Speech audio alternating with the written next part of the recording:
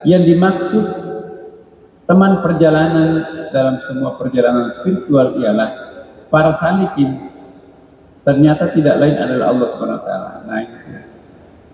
Sahabat spiritual itu ternyata Allah Subhanahu wa taala. Di level paling tinggi. Imam Hasan Al-Askari mengatakan sampai kepada Allah Subhanahu wa taala itu merupakan sifat yang hanya bisa dicapai dengan mengendarai malam. Jadi malam-malam itu penting untuk membasahi batin kita dari kekeringan. Batin yang keropos, obati di malam hari, Bapak Ibu. Bismillahirrahmanirrahim. Sallallahu ala Muhammad. Bismillahirrahmanirrahim. Assalamualaikum warahmatullahi wabarakatuh. Alhamdulillah wa syukurillah wa salatu wassalamu ala rasulillah Sayyidina wa habibina Muhammadin sallallahu alaihi wasallam. Amma ba'd. Bapak Ibu sekalian yang dimuliakan dan diberkahi Allah Subhanahu wa taala, pada malam Jumat yang penuh berkah di rumah ini insyaallah, mari kita kembali bersyukur, bertasbih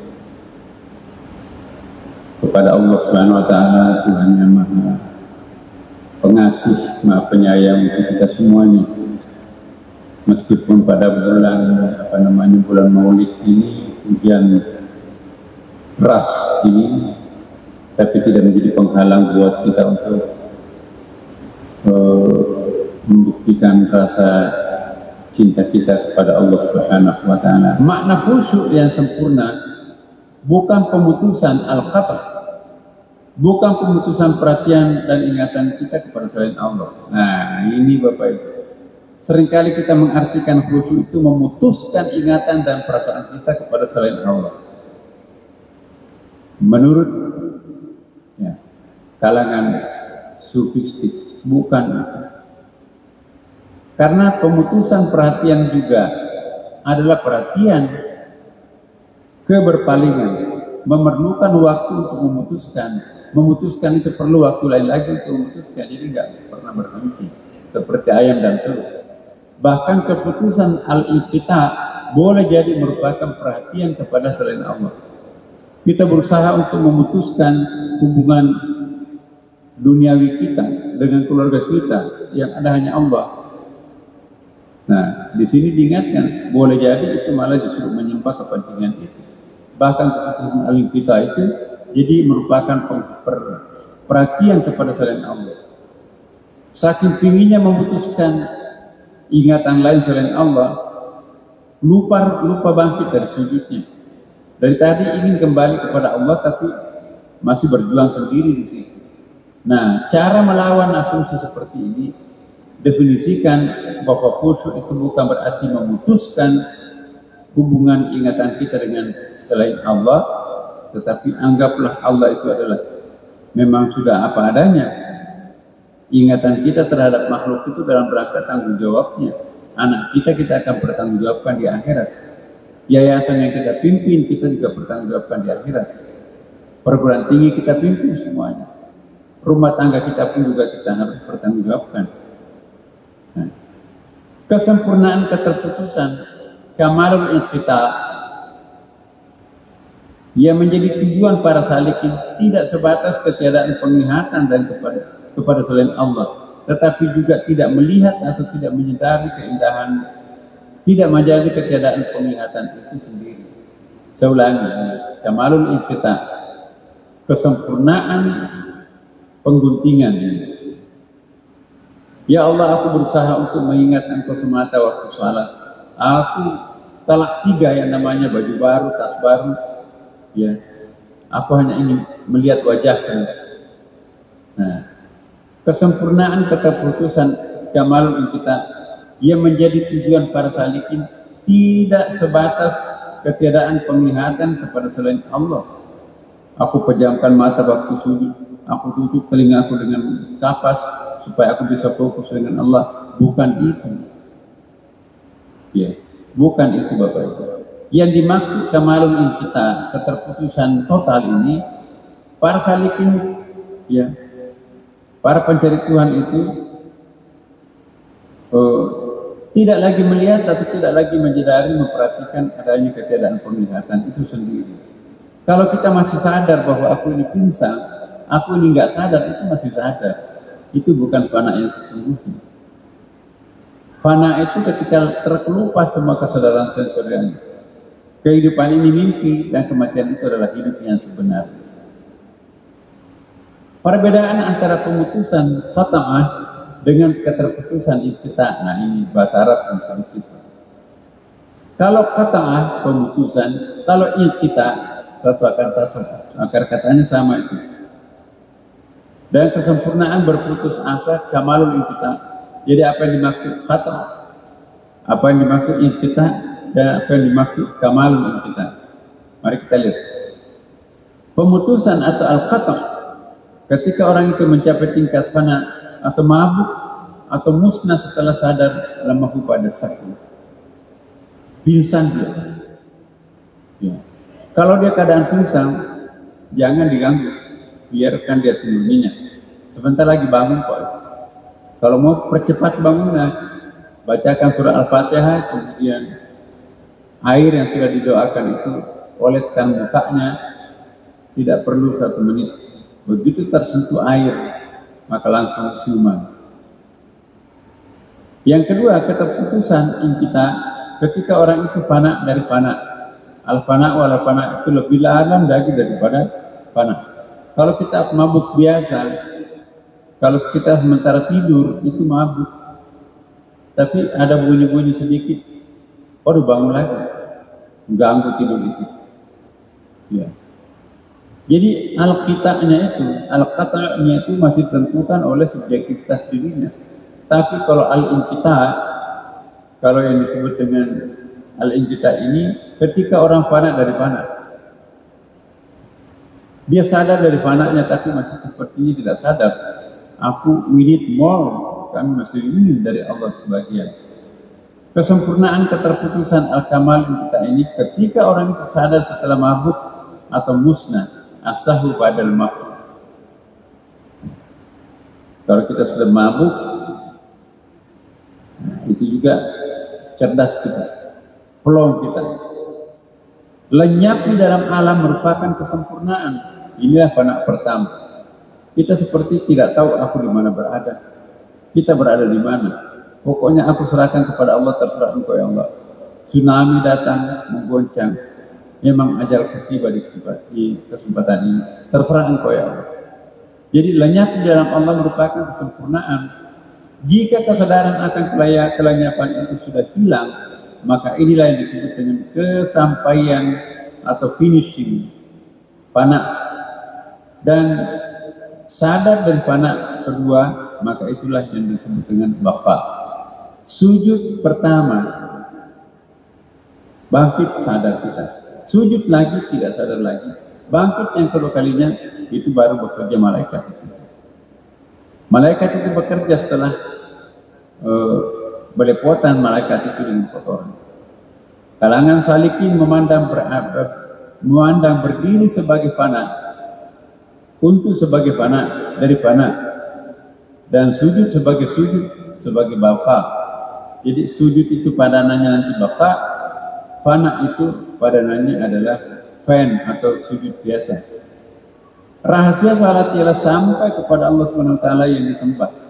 Seorang ulama pernah berkata, salat itu adalah masy'ar, kesampaian. Nah, inilah Bapak-Ibu sekalian. Sujud itu berarti pemutusan kesadaran sensorial, lalu kita sambung dengan kesadaran spiritual. Mencari teman perjalanan dilakukan sebelum mulai as-safar ar-rafiq tsumma talib. Mencari teman perjalanan itu juga merupakan safar. Kita diminta punya teman akrab tanpa pamrih. Ya. Rela tidak masuk surga duluan dengan untuk menemani kita, membersihkan kita. Milikilah sahabat spiritual itu, milikilah Nur Muhammad itu mendoakan, maka insya Allah akan mendapatkan keberuntungan nanti pada masa. Orang-orang yang salatnya seperti ini biasanya maqam terpuji, maqam mahmuda. Kalau mampu menangis dalam salat, mengingat Allah, merindukan Allah, itulah yang disebut maqam mahmuda. Wa minal laili fatahajjad bihi nafilatan laka asa ayyabaka rabbuka maqaman mahmuda.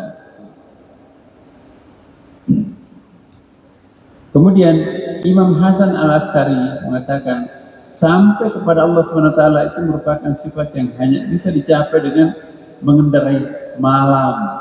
Jadi malam-malam itu penting untuk membasahi batin kita dari kekeringan. Batin yang keropos obati di malam hari, Bapak Ibu. Jam 2 bangun tengah malam, ambil air wudhu, pakai sajadah baru, pakaian baru, menghadap kepada Allah, tidak ada beban. Masya Allah. Itu yang kita harapkan. Terakhir, yang dimaksud teman perjalanan dalam semua perjalanan spiritual ialah para salikin. Ternyata tidak lain adalah Allah Subhanahu wa taala. Nah, itu. Sahabat spiritual itu ternyata Allah Subhanahu wa taala di level paling tinggi. Seperti dikatakan, ya, seperti ditemukan dalam salah satu yang diungkapkan salah seorang ahli, kekasihku adalah teman perjalananku dan dia juga yang jalanku itu sendiri, itu Tuhan. Segala sesuatu selain Allah itu adalah kesesatan. Jangan mabuk non Tuhan, maka itu sia-sia. Qala fa innaha muharramatun alaihim arba'ina sunnatan yatahiyyahuna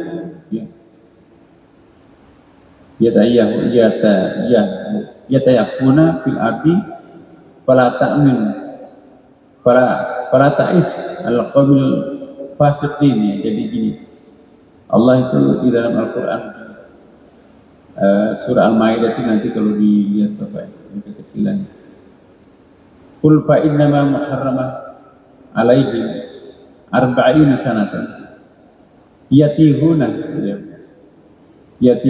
fil ardi fala ta'sal al-qawmil fasiqin. Nah, ini pengertiannya berat ini. Allah berfirman, jika demikian maka sesungguhnya negeri itu diharamkan atas mereka yang selama 40 tahun. Selama itu mereka itu akan berputar-putar kebingungan di bumi, ya, di padang apa yang disebut dengan padang tih. Maka janganlah kalian itu bersedih hati memikirkan nasib orang-orang yang fasik itu. Pikirkan dirinya lebih penting. Ya. Subhanallah Bapak Ibu. Jadi kalau kita itu sudah sampai menikmati sujud kita, dampaknya banyak sekali. Ketenangan pasti, mencuci masa lampau, kemudian juga menyebabkan tolak bala.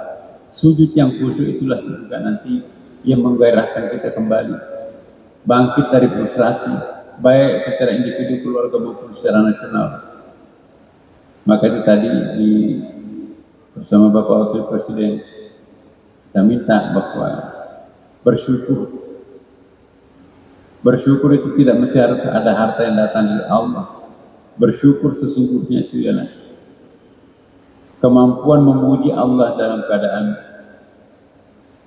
standar kita normal-normal biasa. Ya. Tapi kalau orang itu sudah kaya, bangsawan, rajin salat, khusyuk lagi salatnya, innallaha yahdi man yasha, dan memang Allah memberikan petunjuk kepada siapa yang dikehendaki. Jadi Bapak Ibu sekalian, saya simpulkan bahwa sujud para ahli, ya, itu dahsyat. Ini yang disebut dengan sujudnya ashabul qulub. Jadilah ashabul qulub sebelum sujud, maka pada saat sujudnya maka nanti akan menjadi ahlul sujud. Ya, ahlul qulub. Qulub dengan sujud itu yang di sini mempunyai persamaan. Orang yang sujudnya khusyuk itulah yang punya bekas di wajah, kata Allah. Simahum fi wujuhihim man asar sujud. Tampak tanda-tanda wudhu pada bekas tempat wudhunya itu di bagian muka orang itu.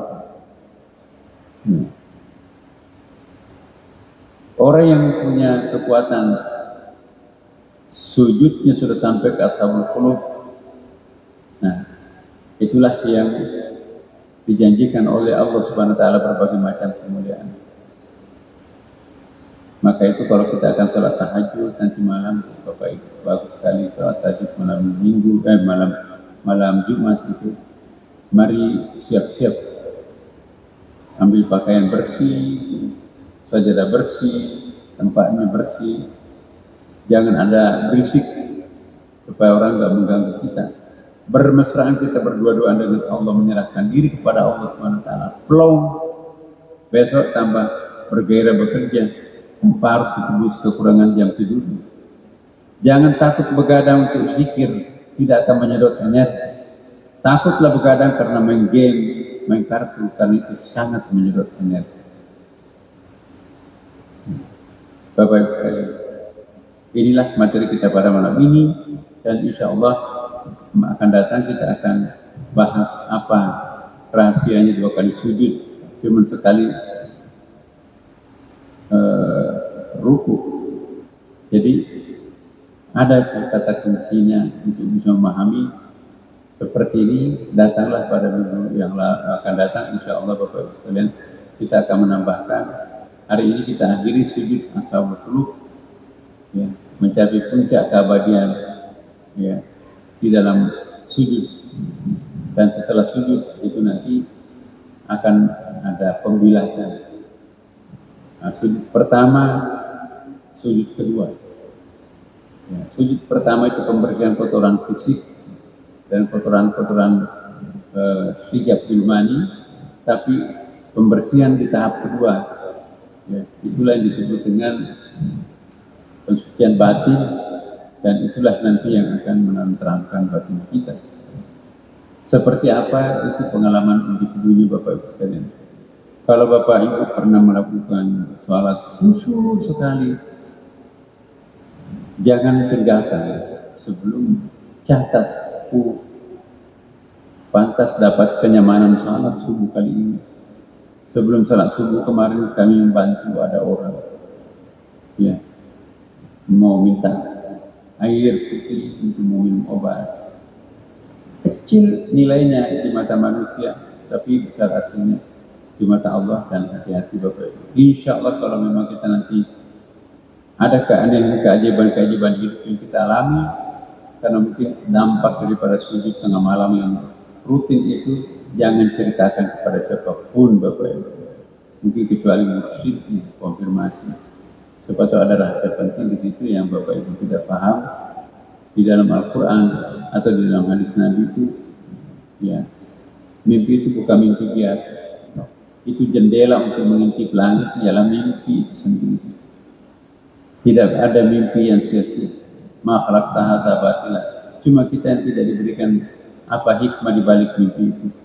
Apa yang kita mimpikan itu adalah sebuah pemandangan. Pemandangan kamuflasenya siapa? Kalau kita mimpi digigit anjing, energi negatif yang kita kumpulkan over, maka itu mencerat gitu ya. Tapi kalau mimpi kita indah terus, itu artinya kita kelebihan stok, maka harus dibuang sedikit. Dan insya Allah Bapak Ibu sekalian, kita lanjutkan pada pertemuan akan datang. Semoga Allah memberkati kita semuanya. Wassalamualaikum warahmatullahi wabarakatuh.